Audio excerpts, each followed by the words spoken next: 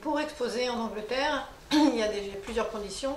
La première, c'est que son chien soit bien enregistré avec un Kennel Club reconnu par la FCI. La deuxième condition, c'est qu'il soit en règle avec son carnet de santé, que sa rage soit valable depuis plus de 3 semaines.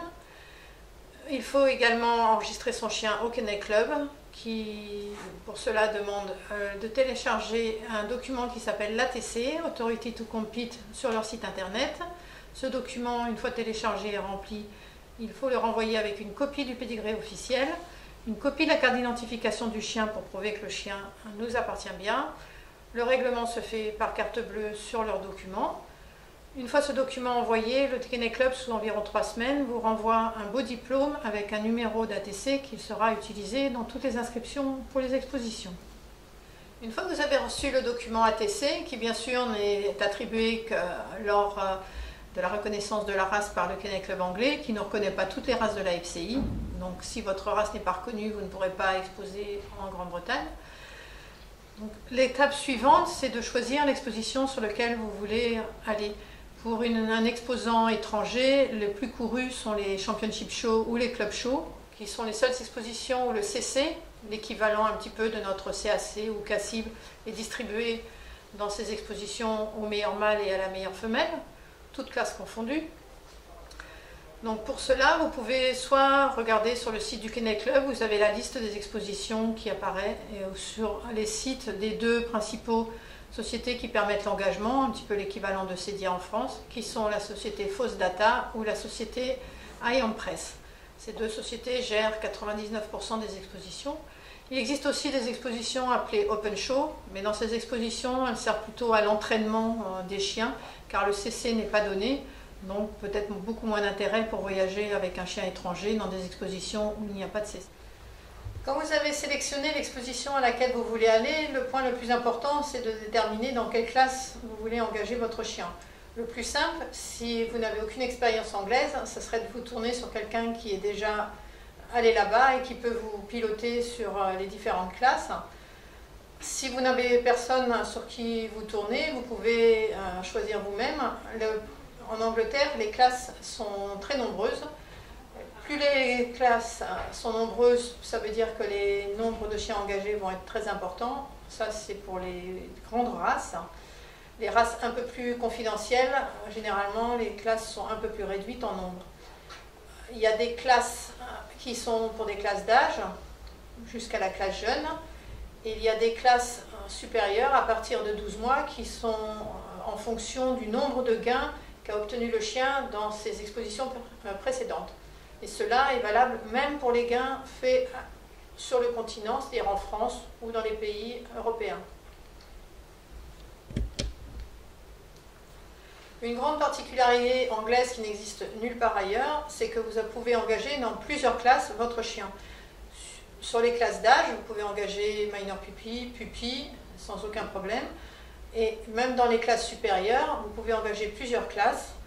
Ça vous permet éventuellement, si c'est des classes qui qualifient, d'avoir une meilleure chance de qualifier pour Croft, qui est la seule exposition anglaise où on a besoin de se qualifier. Nous ne pouvons pas y aller comme ça sur nos beaux yeux. Le danger de s'engager dans plusieurs classes, c'est que si jamais on est battu dans une classe alors qu'on en a gagné une avant ou qu'on va en gagner une après, nous ne pouvons plus concourir, le chien ne peut plus concourir pour le CC. Car en effet, le vainqueur de chaque classe vient concourir pour le CC, sous réserve qu'il n'ait pas été battu dans une classe ou plusieurs classes, s'il s'était engagé dans plusieurs classes. Bien entendu, les classes qui sont en fonction de ce que j'appelle les gains, en réalité les résultats qu'a obtenu le chien, le nombre de CAC, le nombre de CACIB, également le CC anglais, c'est le Challenge Certificate, l'équivalent de notre CAC. Par contre, il y a des limites. Des chiens qui sont devenus champions ne peuvent aller qu'en classe ouverte, même s'ils sont à un âge où ils pourraient aller encore dans des classes un petit peu plus limites.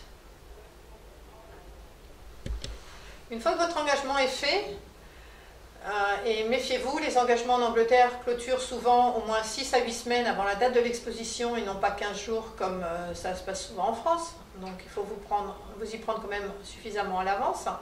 Vous recevrez généralement, le plus souvent, si vous avez engagé par un site internet, votre passe d'entrée via le site internet sur lequel vous vous êtes engagé. Certaines expositions vous envoient un document papier.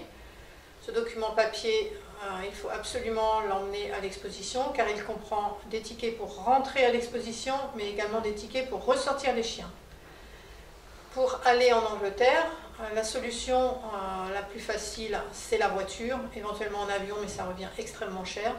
La voiture, vous pouvez aller soit par le ferry, que vous pouvez prendre à Calais ou Boulogne ou d'autres ports qui sont autorisés, ou Eurotunnel.